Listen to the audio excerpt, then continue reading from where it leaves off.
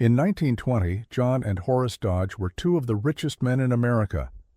They had built an automotive empire from nothing, supplied parts to Henry Ford himself, and then launched their own car company that outsold nearly everyone except Ford. By the end of that same year, both brothers would be dead. Within a decade, their widows would be embroiled in bitter legal battles, their children would squander fortunes, and the company they built would be sold off to strangers. This is the story of the Dodge brothers and how one of America's greatest automotive success stories fell apart. Along the way, we'll encounter genius mechanics, ruthless business dealings, scandalous second marriages, and a family that simply could not hold it together. So, let us begin. But first, who exactly were John and Horace Dodge? And how did two machinist brothers from Michigan end up threatening Henry Ford's dominance? John Francis Dodge was born in 1864, and his younger brother Horace Elgin Dodge came along 4 years later, in 1868. They grew up in Niles, Michigan, the sons of a machinist. And here's the thing about the Dodge boys. They were inseparable, not just as brothers, but as business partners, as inventors, as everything. Where one went, the other followed. They even married sisters, which, honestly, is either very sweet or very strange, depending on how you look at it. Their father taught them the machinist trade, and they took to it immediately. By the time they were young men, they had developed a reputation for precision work. In 1886, they moved to Detroit, which was then becoming the center of America's manufacturing boom. They worked in machine shops, learned everything they could about engines and metalwork, and in 1900, they opened their own shop, Dodge Brothers Machine Shop. Now, here's where it gets interesting. The Dodge brothers didn't start out making cars. They started out making parts for other people's cars. And their biggest customer? A man named Ransom Olds, who was building the Oldsmobile. The Dodges made transmissions for him, and their work was so good that Olds couldn't get enough of their product. But in 1902, a different opportunity came knocking. A man named Henry Ford approached them. Ford had already failed at 2 car companies, and he was trying to launch a third. He needed someone to build engines and chassis for his new automobiles, and the Dodge brothers had the best machine shop in Detroit. The deal they struck was remarkable. Ford couldn't pay them up front. He didn't have the money, so instead he offered them stock in his new company. The Dodge brothers would supply the parts, and in return, they'd own a piece of Ford Motor Company. John and Horace agreed. They invested everything they had, around $10,000, and bet their entire future on Henry Ford. For the next decade, that bet paid off spectacularly. Ford Motor Company became one of the most successful businesses in American history. The Model T, launched in 1908, changed everything. It was affordable, reliable, and built on an assembly line that revolutionized manufacturing. And who built the engines and transmissions for those Model Ts? The Dodge brothers. By 1913, the Dodge Brothers Machine Shop employed over 3,000 workers and supplied nearly everything Ford needed. The brothers were making a fortune from their contract with Ford and an even bigger fortune from the dividends on their Ford stock. They were, by any measure, incredibly wealthy men. But here's the thing about John and Horace Dodge. They weren't content to be suppliers forever. They watched Henry Ford become one of the most famous men in America, and they thought, why not us? We know how to build cars. We have the factories. We have the expertise. Why should we keep making Ford rich when we could be making ourselves richer? In 1913, they made their move. They informed Henry Ford that they would not be renewing their supply contract. Instead, they were going to build their own cars. Ford, as you might imagine, was not pleased, but there was nothing he could do. The Dodges still owned their Ford stock, and they still had every right to start a competing company. The first Dodge automobile rolled off the production line on November 14, 1914, and it was good, really good. Unlike the Model T, which was basic and utilitarian, the Dodge was built to a higher standard. It had an all-steel body when most cars still used wood. It had a more powerful engine. It was, in almost every way, a better car than Ford was making. The market noticed.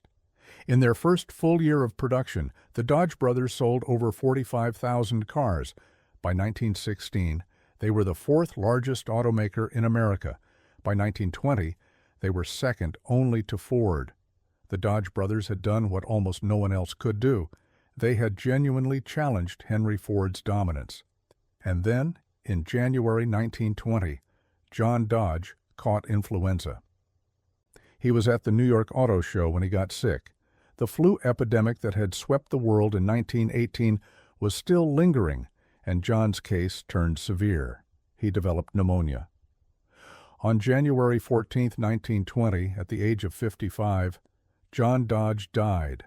Horace was devastated. Remember what I said about these brothers being inseparable? They had worked together every day of their adult lives. They had built an empire together. And now, suddenly, Horace was alone. He tried to keep going.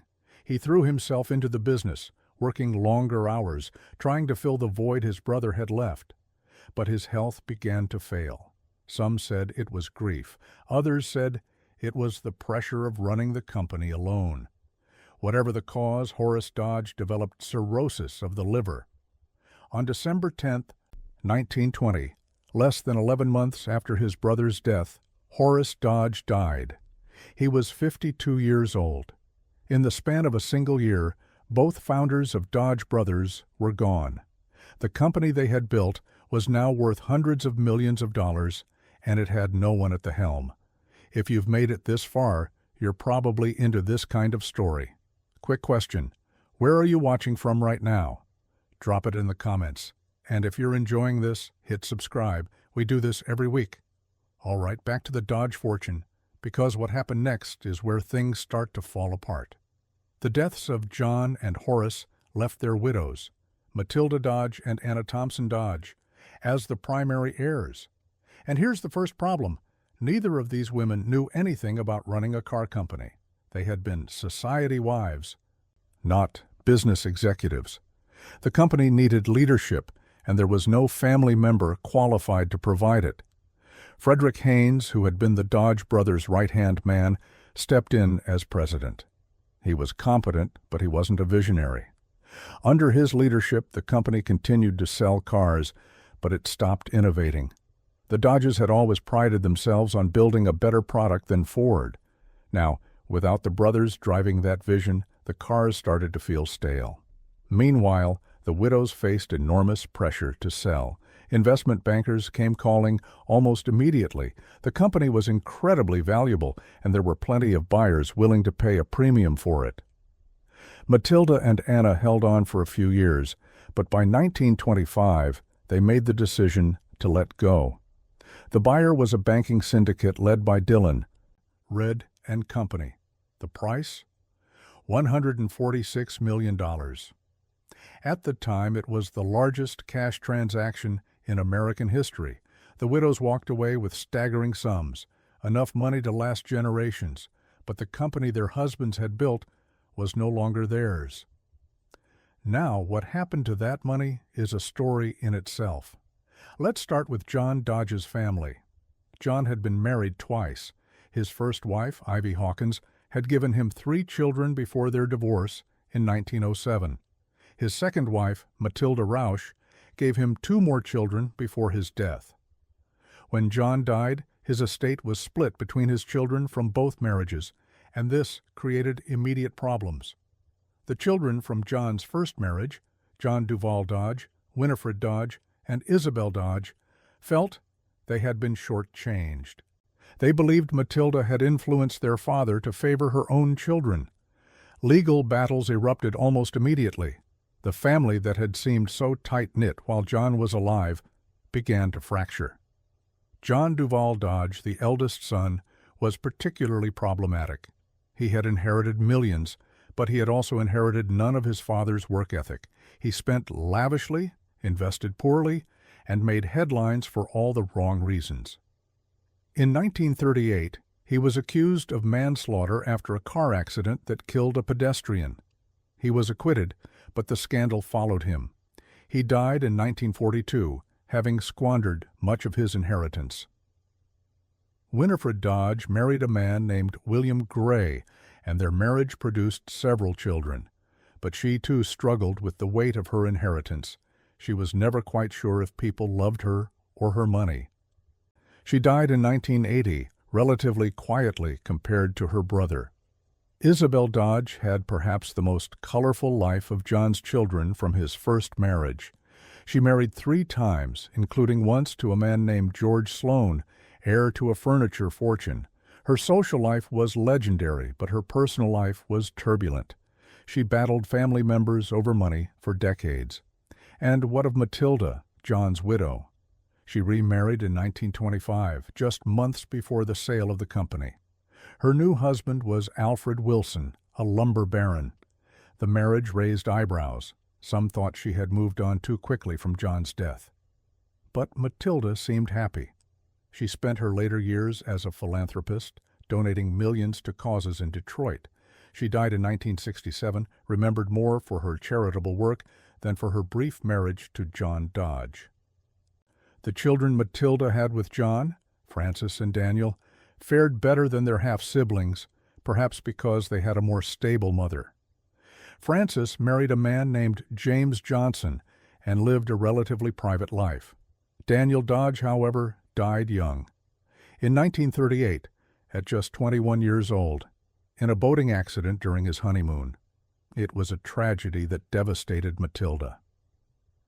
Now let's turn to Horace Dodge's family because their story is equally complicated. Horace had married Anna Thompson in 1896, and they had 2 children, Delphine and Horace Jr.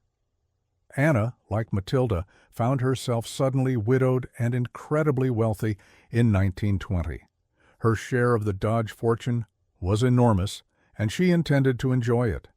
Anna Thompson Dodge became one of the most extravagant society figures of her era. She built a mansion in Grosse Pointe called Rose Terrace that cost over $2 million. In 1930s money. The house had over 80 rooms and grounds designed by the same landscape architect who did Central Park. She collected art, threw lavish parties, and became a fixture in Palm Beach society. She also remarried in 1926 to a man named Hugh Dillman, an actor who was 15 years her junior.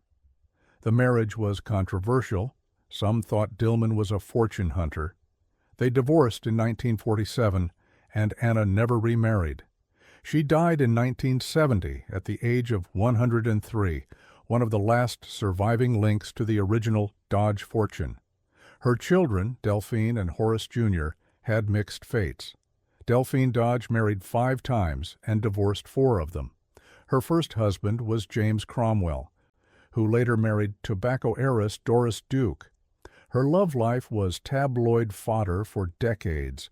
She was beautiful, wealthy, and seemingly incapable of finding happiness. She died in 1943 at just 44 years old from what was officially listed as uremic poisoning. Some whispered it was suicide. Others said it was the result of years of hard living. Horace Dodge Jr., meanwhile, tried to live up to his father's legacy and largely failed. He loved boats more than cars, and he spent much of his inheritance on yachts, big ones. His boat, the Delphine, named after his sister, was one of the largest private yachts in the world. He also attempted to enter the automobile business himself, briefly owning a company called Dodge Boats. It went nowhere. Horace Jr. married 3 times and had several children. But he was never the businessman his father was. He died in 1963, having spent lavishly but accomplished little of note. So where did all this leave Dodge Brothers, the company? After the sale to Dillon, Red & Company in 1925, the firm went through several changes. The bankers tried to modernize the company, but they struggled. The cars were still good, but they were no longer best in class. Competition from General Motors and Ford was fierce, and Dodge was caught in the middle. In 1928, the banking syndicate sold Dodge Brothers to Chrysler Corporation for $170 million. Walter Chrysler, one of the most brilliant automotive executives of his era, saw value in the Dodge brand. He believed he could integrate it into his growing empire and compete with Ford and GM on equal footing. Under Chrysler's ownership, Dodge survived but changed. It was no longer an independent company run by passionate founders. It was a division of a larger corporation, subject to the strategies and priorities of executives who had never met John or Horace Dodge. The cars continued to bear the Dodge name, but the spirit of the brothers, that relentless drive for quality, that willingness to challenge Ford directly, was gone. The Dodge brand has endured, of course. It still exists today, now as part of Stellantis, the conglomerate formed from the merger of Fiat Chrysler and Peugeot. Dodge trucks and muscle cars still roll off assembly lines, but the company John and Horace built is unrecognizable from what it was in 1920. Looking back, the decline of Dodge as a family enterprise was almost inevitable. The brothers had built everything together, and when they died, there was no one left who could replicate their partnership. Their children lacked the skills and the drive. Their widows lacked the knowledge. And the fortune they left behind proved to be more of a curse than a blessing for many of their heirs. The lawsuits dragged on for years. Family members fought over trust funds, over real estate, over everything. Millions of dollars went to lawyers. Relationships that had survived decades were destroyed by disputes over money. It was a classic tale of inherited wealth and the destruction it can bring. And what of the legacy? John and Horace Dodge were genuine pioneers. They helped build Ford Motor Company, then turned around and created a competing brand that nearly matched Ford's success. They were brilliant mechanics, shrewd businessmen, and by all accounts, genuinely devoted to each other. If they had lived longer, if they had survived the flu and the grief, who knows what they might have accomplished. But they didn't survive, and the empire they built passed into hands that couldn't hold it. Their widow sold to bankers. The bankers sold to Chrysler. And the Dodge family faded from the automotive world entirely, remembered today mostly for the scandals and the spending rather than the cars. And what of the cars themselves? The Dodge Brothers brand became known for trucks and muscle cars, the Ram, the Charger, the Challenger. Good vehicles, certainly, but not the premium product John and Horace had envisioned. They had wanted to build the best car in America, period. Their successors settled for building cars that were good enough. There's a lesson here, I think, about the fragility of family enterprises. John and Horace Dodge built something remarkable, but they couldn't pass it on. They died too young, too suddenly, and they left behind heirs who were unprepared for the responsibility. The money remained, in massive quantities, but the vision disappeared. The Dodge fortune, at its peak, was worth hundreds of millions of dollars. Adjusted for inflation, that's billions today. And yet, by the third generation, most of it was gone, spent on mansions and yachts and divorces and lawyers. The grandchildren of John and Horace Dodge lived very different lives from their grandfathers, lives of leisure rather than labor, of consumption rather than creation. And that is the story of the Dodge brothers. Two mechanics from Michigan who built an empire and lost it all. Not to competition, not to bad products, but to death, and the family chaos that followed. Subscribe if you want more, and let me know in the comments. Had you heard of the Dodge brothers before this? Take care, and I'll see you in the next one.